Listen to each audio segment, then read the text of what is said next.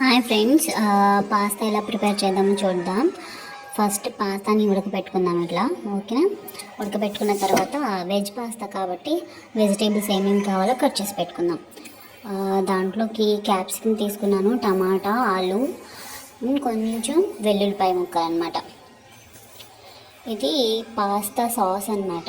మనం ఇది ఎలా ప్రిపేర్ చేసుకుందామో తర్వాత ఈ వీడియోలోనే చూద్దాం. ఫస్ట్ ఈ కూరగాయలని మనం ఆయిల్లో ఫ్రై చేసుకుందాం. ఫస్ట్ ఆయిల్ చూడండి కొంచెం హీట్ ఎక్కిన తర్వాత మనం కట్ చేసుకున్న వెల్లుల్లిపాయ ముక్కలు, టమాటా ముక్కలు, ఆలు ముక్కలు, ఓకే, క్యాప్సికమ్ ముక్కల్ని ఫ్రై చేసుకుందాం. అంటే మగ్గనిచ్చుకుందాం బాగా.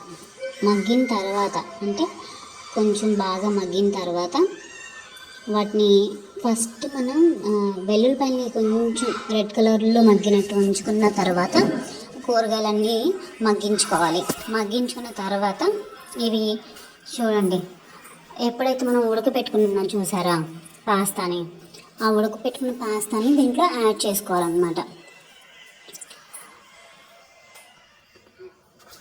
ఇవి ఆల్రెడీ మనం ఫస్ట్ ఫ్రై చేసుకోవాలంటే మొత్తం మరి కొంతమంది వెజిటేబుల్స్ కొంచెం పచ్చి పచ్చిగా ఉన్నప్పుడే యాడ్ చేసుకుంటారు. మనం ఎక్కువగా మగ్గించుకోవాలి అనుకుంటే మగ్గించుకోవచ్చు. దానికి టేస్ట్కి తగ్గట్టు కొంచెం సాల్ట్, కొంచెం బ్లాక్ పెప్పర్ యాడ్ చేసుకోవచ్చు. పచ్చిమిర్చి కూడా యాడ్ చేసుకోవచ్చు, కాకపోతే నేను బ్లాక్ పెప్పర్ ఎక్కువ యూజ్ చేస్తాను, అందుకని కొంచెం బ్లాక్ పెప్పర్ యూజ్ చేసుకోవచ్చు. ఇది ఇలా మగ్గిన తర్వాత మనం వీటికి పాస్తా యాడ్ చేసుకుందాం. అంటే ఉడికిన పాస్తా ఉంటుంది కదా, అది యాడ్ చేసుకుందాం. ఆ పాస్తా యాడ్ చేసుకున్న తర్వాత దాంట్లో మనం ప్రిపేర్ చేసుకున్న పాస్తా సాస్ ఉంది చూసారా, అది యాడ్ చేసుకోవాలి. పాస్తా సాస్ ఎలా ప్రిపేర్ చేయాలో నేను చెప్తాను. కొంచెం గోధుమ పిండి తీసుకోండి, 1 టేబుల్ స్పూన్, 2 టేబుల్ స్పూన్స్ తీసుకుని ఒక కడాయిలో వేసుకుని కొంచెం లైట్ బ్రౌన్ కలర్ వచ్చేంత వరకు కొంచెం ఫ్రై చేసుకోండి. ఫ్రై చేసుకున్న తర్వాత దాంట్లో మనం నెయ్యి వేసుకుని లిక్విడ్ పేస్ట్ లాగా ప్రిపేర్ చేసుకోవాలన్నమాట.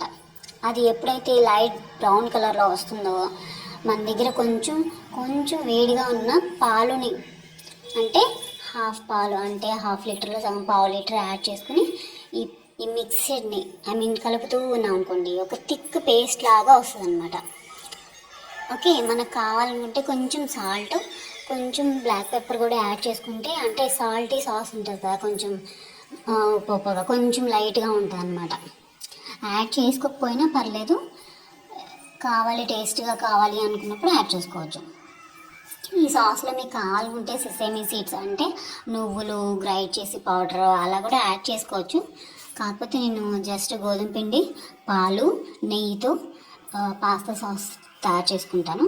ఎప్పుడైతే వెజిటబుల్ పాస్తా కంప్లీట్ అయిందో ఈ సాస్ని దీంట్లో కలుపుకుంటాను అనమాట ఇలా. ఓకేనా? థ్యాంక్ యూ ఫ్రెండ్స్, చూడండి, ట్రై